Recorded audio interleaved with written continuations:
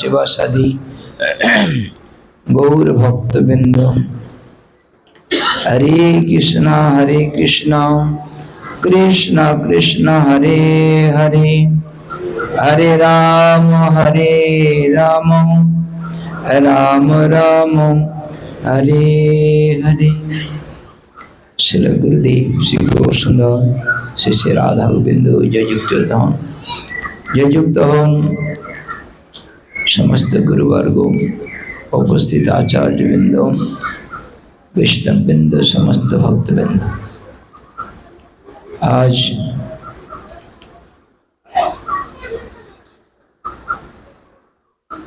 এই নবমী তিথিতে ভগবান রামচন্দ্র অবতীর্ণ হয়েছিলেন।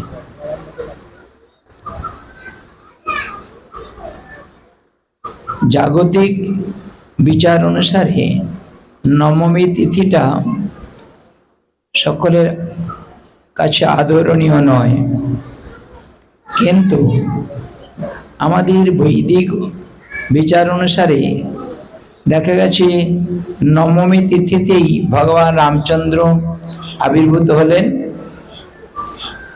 যত যত ভাগবত অধিবেশন হয়েছে সমস্ত ভাগবত অধিবেশন নবমী তিথিতেই ভাগবত অধিবেশন হয়েছে। শুকদেব গোস্বামী পরীক্ষিত মহারাজকে নবমী তিথিতে আরম্ভ করেছেন। চতুর্শন নবমী তিথিতে ভাগবত আরম্ভ করেছেন। গোকর্ণ নবমী তিথিতেই ভাগবত অধিবেশন আরম্ভ করেছেন। নবমী তিথিটা বড় আদরণীয়। সেই নবমী তিথিতে ভগবান রামচন্দ্র এসে উপনীত হয়েছে। আমরা রামচন্দ্রের কথা সকলেই প্রায় কম বেশি জানি। অযোধ্যা ধাম আমাদের পরাৎপর গুরুপাদ পদ্ম ভক্তিবিনোদ ঠাকুর নবদ্বীপ ধামের মধ্যে অযোধ্যা ধামের নির্দেশ করেছেন। জয় শ্রী রাধে। আজ ভগবান রামচন্দ্র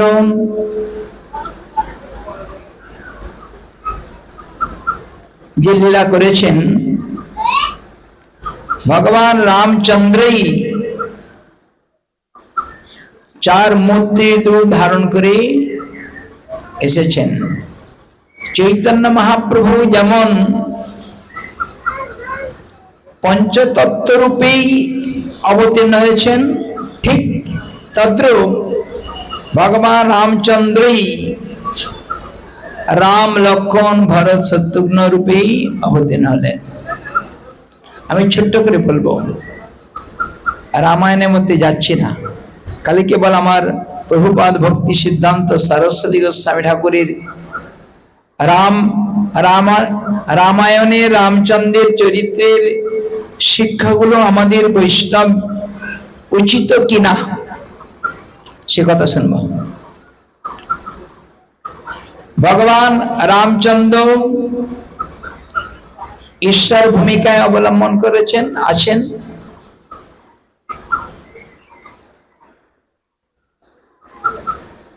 লক্ষণ গুরুর ভূমিকাকে অবলম্বন করে দর্শন দিয়েছেন।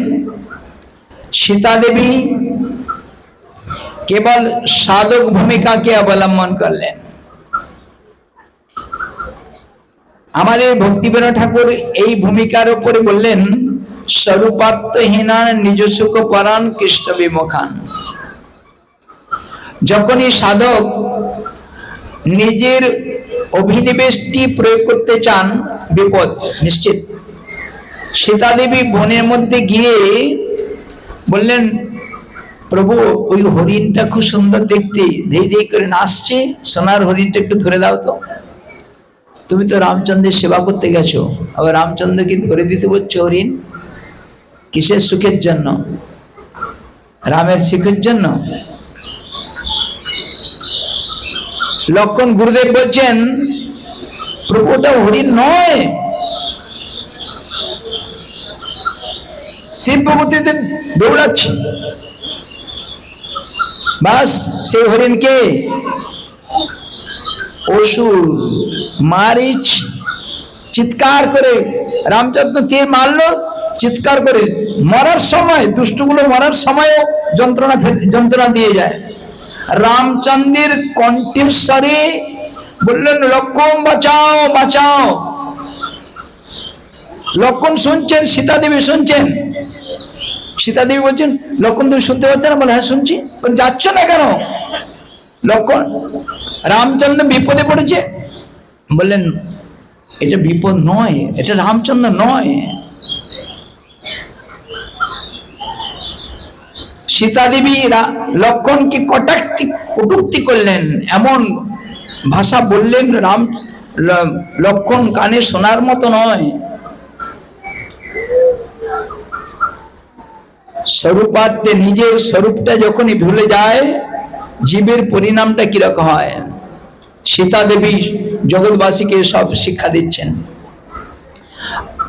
লক্ষ্মণ সীতাকে রক্ষা করার জন্য, তার সত্ত্বেও এইরকম বিপদে পড়েছে, জীবকে রক্ষা করার জন্য, সাধককে রক্ষা করার জন্য গুরুদেবের কিরকম কঠোর বিশেষ ব্যবস্থা। এইরকম অবস্থা হলে আমাদের মতো গুরুদেব হলে, যা মরগা শিষ্যতি মরিস মর। তখন গুরুদেব বললেন, এই শোন, আমি এই গন্ডি দিয়ে গেলাম, গন্ডির বাইরে যেন বেরোস না। বাক্যরূপ গন্ডি, তার মন্ত্ররূপ মন্তব্যরূপ গন্ডি যখনই যদি প্রত্যাখ্যান করো, বিপদ নিশ্চিত। রক্ষা করতে পেরেছিল? যখনই নিজের ভোগের জন্য জীব এগিয়ে যায়, তখন গুরুদেব তাকে আর রক্ষা করে না। সীতা দেবী এই হাত বাড়িয়ে এগিয়ে গেল দান করতে রাবণকে, বাস নিয়ে চলে গেল। কিরকম ভূমিকাটা, কত সুন্দর বৈষ্ণবের ভূমিকা আমাদের আচার্যগণ জানাচ্ছেন। রাবণ অন্য কেউ না তো, এই জগতের অন্য দস্যু নয়, ভগবানেরই একজন এসছেন, দ্বারপাল ছিলেন, এখানে এসছেন, দেখাচ্ছেন বৈষ্ণব হয়ে, বৈষ্ণবের বেশ ধারণ করে আচরণটা নিয়ে যদি বৈষ্ণবোচিত আচরণ না করা যায়, ওই রকম সোনার লঙ্কাটি পুড়ে ধ্বংস হয়ে যাবে কিনা, গেছিল কিনা। একটাও ছেলে বেঁচে ছিল, নিজের বংশে বাতিয়ে দেবার মতো কেউ ছিল না। আমাদের আচার্যগণ বলে, এই শোন, সাধু হবি, রাবণ মার্কা সাধু যেন হোস না। প্রতিটি মুহূর্তে যেখানে রামচন্দ্রের মর্যাদা, পুরুষোত্তম রামচন্দ্রের যে জায়গায় হাত লাগাবেন, সেই জায়গায় চরম শিক্ষণীয়, বৈষ্ণবীয় শিক্ষণীয় আমাদের শিক্ষা দিয়ে গেছেন।